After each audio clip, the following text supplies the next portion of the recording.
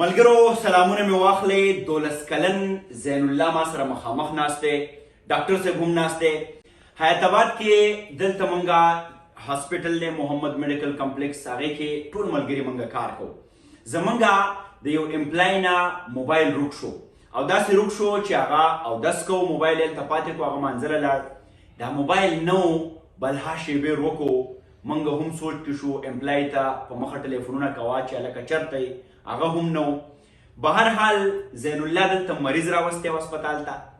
دا ماشوم تللی دی اوبه یې څښلې او هلته هغه موبایل د ده په لاس باندې ورغلی دی. موبایل د راوړ او باقاعده یې زموږ د هاسپټل په کاونټر باندې ورکو نعیم صاحب ته، څوک چې دلته زموږ منیجمنټ سنبالی، او هغه ته یې وویل چې دا موبایل چېرته د چا نه پاتې شوی دی. دا خبره په دې بنیاد کومه دا پښتونولي ده، دا تربیت دی، دا حجره جماعت دی، دا زمونږه ټیچ ټریننګ دی. دا 12 کلن ماشوم دی. تاسو ته د ملک حالات هم معلوم دي، غربت، مهنګایي، بېروزګاري، او خلک اکثر په بخښنې سره خو د غلاګانو دپاره تیاری کوي چې زه مونږ غلا وکړو.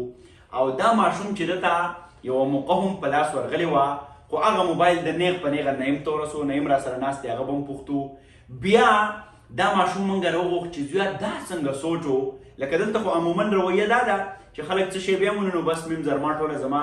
نو دې ماشوم وایي چې ما ته زما مور دا خبره کړې وه چې زویه کله به هم د بل چا حق نه هلې یا کوم څیز چې چېرته بیا مونې نو هغه ستا نه دی، بلکې هغه به د هغه ځای متعلقه خلکو ته رسوي. نو دله مونږ داد ورکو، د انعام تابعه مو هم وکړه چې دی موټیویټ شي او د ټول ولس ته دا ویډیو په دې شریکوو چې که داسې پښتون تربیت کیږي، د ده مورجانې چې هر څوک د الله دې ورله ډېر لوی ژوند ورکړي. زمونږ هم مور ده، هره مور دی هم د زین الله د مور په شانتې شي. نعیم نه به تپوس کوو، نعیم جانه څنګه چلو شو دا موبایل د تا ته در ورسو، ته چېرته ناست وې، قصه څه وه؟ جی السلام علیکم، زما نوم نعیم جان دی، زه په محمد میډیکل کمپلیکس کې ایز ایډمن منیجر کار کوم. جی د ماسپښین د مونځ ټیم جمع ولاړه وه او زه د خپل افس نه راووتم جومات ته روان وم مونځ دپاره. چونکې دا زین الله نوم ماشوم چې کوم دی د اوبو چې کوم ځای دی اوبو کولر هغې سره خوا په لړ اوبه یې څښلې او ده ما ته وکتل ډایرکټ ورسره په لاس کې موبایل و، د سره د دې مور هم خوا کې ولاړه وه او ما ته ویل چې دا موبایل دلته چا نه پاتې شوی دی. زه په تادی کې هم وم، خو چې ماشوم ته مو وکتل نو ما د سره ودرېدم، موبایل ته ما ته راکړه چې موبایل وکتل نو زموږ چې کوم افس بوی دی فهیم دی موبایل ما وپېژند چې دا هغه دی. بس ما موبایل خپل افس کې کېښود او زه لاړم مونځ ته. چې واپس رالم نو فهیم اوتر ګرځېده موبایل پسې چې زما موبایل څه شو او په تکلیف کې کله یو چا ته کال او کله بل چا کال کو او خبره چې کوم ده نو بیا همدې زین الله ماشوم پسې راله او زین الله ماشوم چې کوم دی خپل قصه مخامخ ته چې څنګه صحیح. زین الله زویه موبایل د جیب کې ولې نه اچو چې ځان له دې وړی وی که نه؟ ګناه ده. دا راته چا ویلی دي چې ګناه ده؟ مورجانې ویلی دي. څه وی چې څه شی راواخلې یا ویسې ځان لی نو بیا به څه کېږي؟ څه وی درته؟ خدای پاک سزا درکوي. ښه نو اکثر دا ماشومان یا خلک موبایل یا څه شی بیا مونې ویسي کور ته، نو هغو ته به ته څه ویل غواړې؟ چې خدای پاک دې ورته تربیت ښه کړي. تربیت پکار دی، مور و پلار له دا ویل پکار دی خپلو بچو ته. ته کوم سکول کې سبق وایې؟ مسلم سکول کې. دا بډبیره کې دی؟ نه جی. دلته د لزاک روډ باندې او ته بنیادي توګه د بډبیرې؟ ښه لوی بچوړی شي فهیمه. نو څنګه موبایل چې دن روک شو نو په زړه دې څه تېرېده؟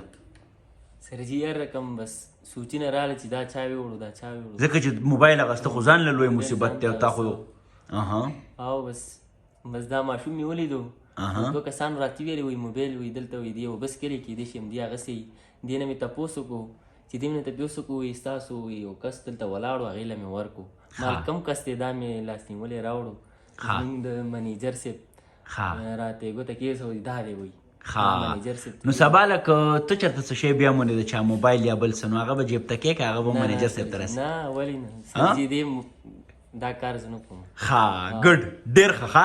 ډاکټر صاحب ډېر خوشحاله وجي او تاسو څه لفافه هم راغستې ده دې ماشوم دا خو داسې دا زموږ یې معاشره کې څنګه تاسو خبرو کې چې په دې دور کې داسې کارونه یونیک شوي دي حالانکه مسلمانان چې څومره نو دا امانتګر او په امانت باندې مشهور او دوی به داسې اکټیویټیز په معاشره کې کول ډېر زیات نو زه ډېر حیران شوم او د ماشوم ما راوغوښتو ما ویل چې دته څه انعام ورکړو اپریشیټ کړو دا خبره نو دته به د انعام ورکړو بالکل او دغه دا به وایي چې دغه شان دی الله تعالی زموږ په معاشره کې نور هم داسې ماشومان ډېر کې او هر بچی دې هم داسې چې دا نه یې مټول راشي ودرېږي ورسره او لاسونه ولو مو پړقوي چې شاباس قدرمنو دا خبره به په دې باندې راغونډو ډاکټر صاحب تاسو مننه کوو د دې ماشوم هم ډېره زیاته مننه کوو دا د فطرت یا د قدرت اصول دي چې څه کوئ هغه به ریبئ دا ایمان ساتئ ایمان دې ماشوم که نن دا ښېګړه وکړه اگر چې موږ ته هېڅ پته نه وه موبایل چرته دی چا سره به دا به دته باونس بیک کېږي دا به سبا راتنبېږي دې فهیم به هم چېرته څه ښه توره کړي نو دا د هغې بدله درته میلاو شوه ټول ملګري